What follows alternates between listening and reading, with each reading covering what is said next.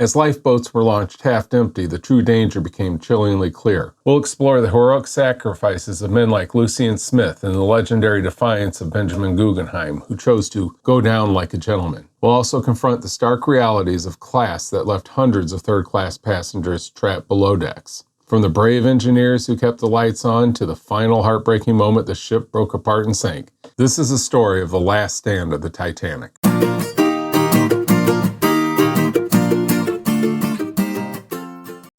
Welcome to another episode of Jay's LEGO Adventures. I'm Jay. In today's episode, I'll continue building the bow section with bags 5 through 8. This set has been real enjoyable with a few frustrating parts. I'll discuss those in my review episode. Before we continue, let me tell you about the events leading up to the Titanic's stern sliding beneath the ocean surface.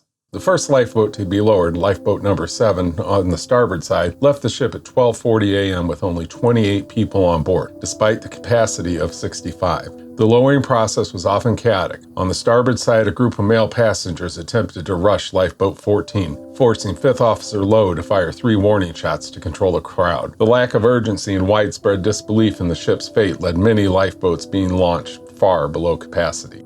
This is bag 5. Bag 5, we're going to start the other half of the bow section.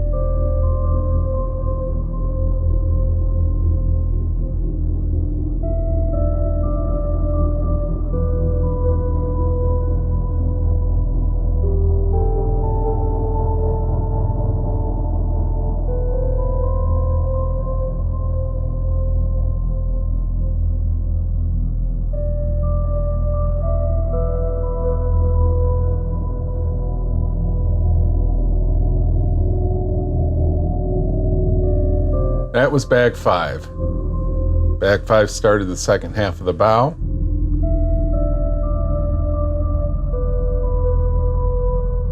It made the boilers.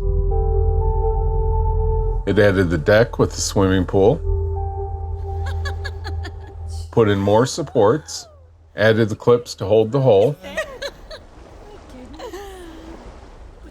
I think it's looking good. Feels pretty sturdy.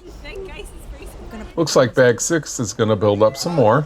Let me get it ready, and we'll get to it. By 1 a.m., the true danger was apparent. Husbands and wives said their goodbyes, with many men making heroic sacrifices. Lucian Smith and Harvey Collier both told their wives they would find a spot in another boat, only to perish. The industrialist Benjamin Guggenheim famously declared his wish to go down like a gentleman, changing into his evening dress before waiting his fate. Isadora and Ida Strauss chose to die together. She famously told her husband, "Where you go, I go."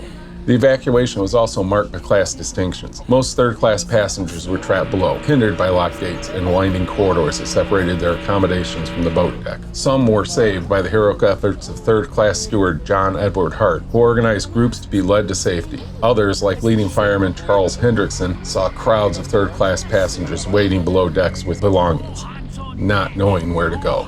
Here we go with bag 6. Right, men. The captain has given the order for women and children first.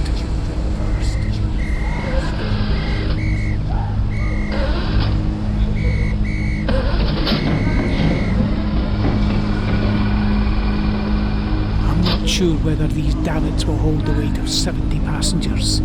So, for this first boat, let's fill her up a little under.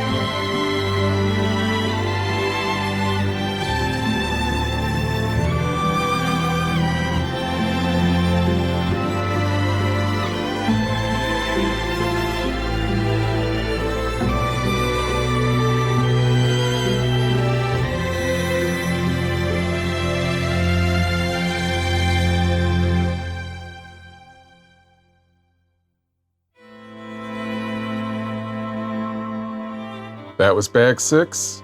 It built more framework here. Put studs on the outside to use to attach the hull. built some more decks. It's kind of hard to see in there, but this is part of the grand staircase.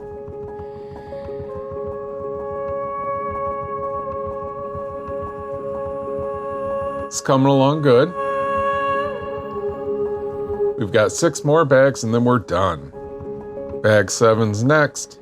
The only thing I know about 7 at this moment is that it's going to add some more of the hull and some lights. So let me get that going and we'll get to putting it together. The ship's engineers and firemen remained below decks, battling to keep the lights and the pumps running and to power the radio so distress signals could be sent. Despite the rising water, they worked tirelessly until the final moments to keep the ship's electrical systems operational. As the bow of the ship sank deeper into the water, the stern began to rise. At 1:45 a.m., the last intelligible radio message was sent, engine room full up to the boilers. By 2 a.m., the final collapsible boats were being lowered, with Bruce Ismay departing on collapsible C. Thomas Andrew was last seen in the first-class smoking room, making no attempt to escape. Captain Smith was last seen making a final tour of the deck, telling his crew, "Now it's every man for himself." This is Bag 7.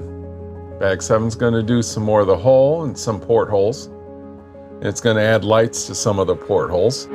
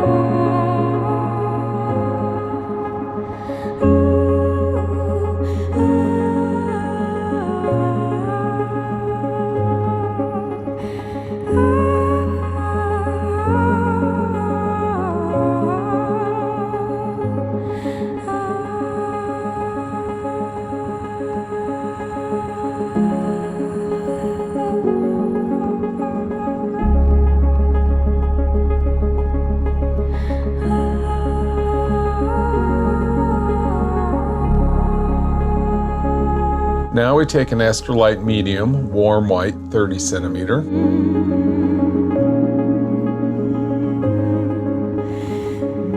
Attach it to this 1x2 plate.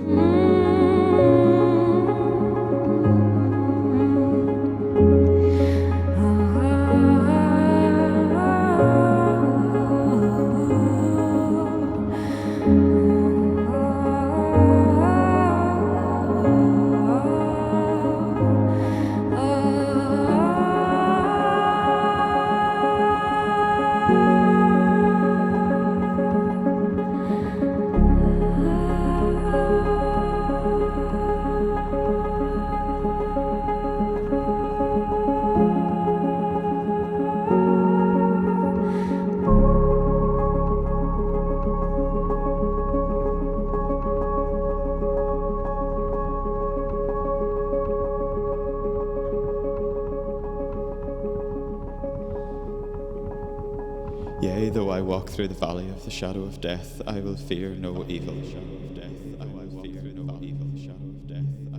For thou art with me. Thy rod and thy staff, they comfort me. Thy rod and thy staff, they comfort me. Thy rod and thy staff, they comfort me. Again, take another Astrolite medium, warm white 30 centimeter. And a new earth. For the first heaven and the Attach it to this white 1x2 plate. there was no more sea. The sea gave up the dead which were in it, and death and hell delivered up the dead which were in them. And they were judged every man according to their works. That was bag 7. Bag 7 did here, this part of the hull. Did right here with the portholes and added lights for the portholes. It did the same to the other side. That's about it. Gonna do bag 8 next. Bag 8 looks like it's gonna build up some more. We'll be adding some more lights. So let me get that together and we'll get to it. At 2:17 a.m., the ship's bow plunged and the lights flickered out, leaving the vessel in darkness. The immense strain on the hull caused a visible failure, with a loud rumbling roar and a muffled explosion. As the bow sank, the stern rose high into the air, reaching near vertical angle. Many survivors watched in horror as the ship's hull broke apart, separating into 2 distinct sections. The bow section plunged into the depths, while the stern, after briefly settling back on an even keel, was pulled under by the weight of the bow, eventually rising to a vertical position before disappearing from view. At 2:20 a.m., 2 hours and 40 minutes after striking the iceberg, the Titanic slid beneath the surface of the Atlantic Ocean, leaving behind a sea filled with over 1,500 people, most of whom would not survive the freezing water. This is bag 8. Bag 8's going to go up from here.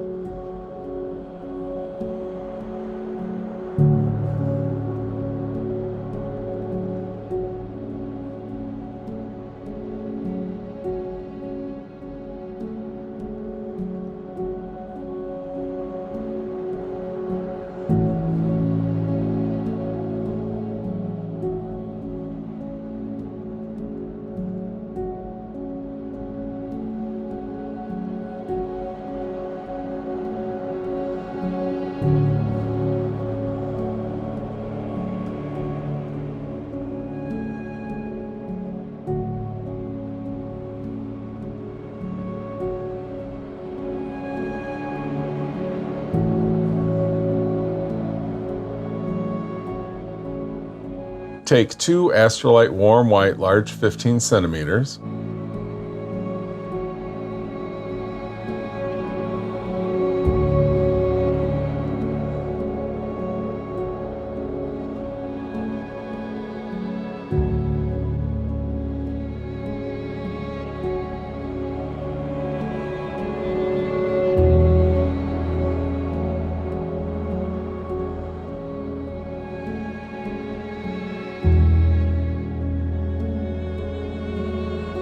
Attach those 2 to 1x1 bricks with holes in the side.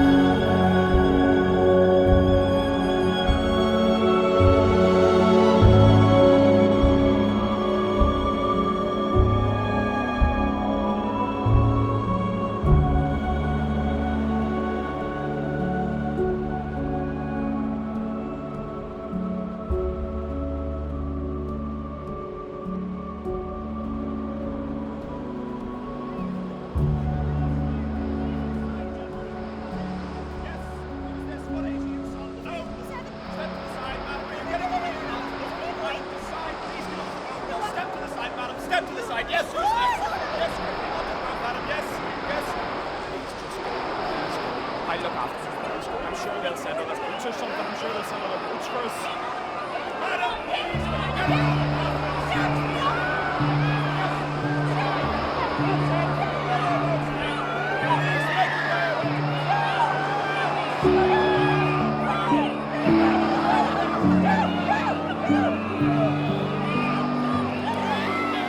That was Bag 8.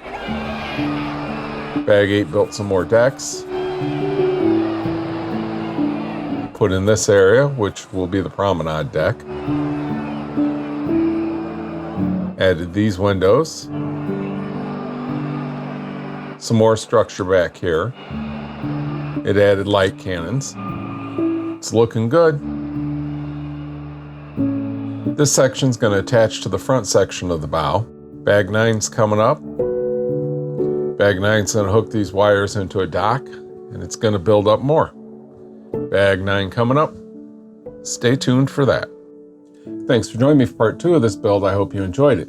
If you did, you can like this video, subscribe to my channel, and hit the bell to be notified of new videos. I have a Facebook and an Instagram. Links are in the video description, so follow me. Join me next time when I'll continue building the bow section with bags 9 and 10. If you'd like to see the stern section being built, start with this video.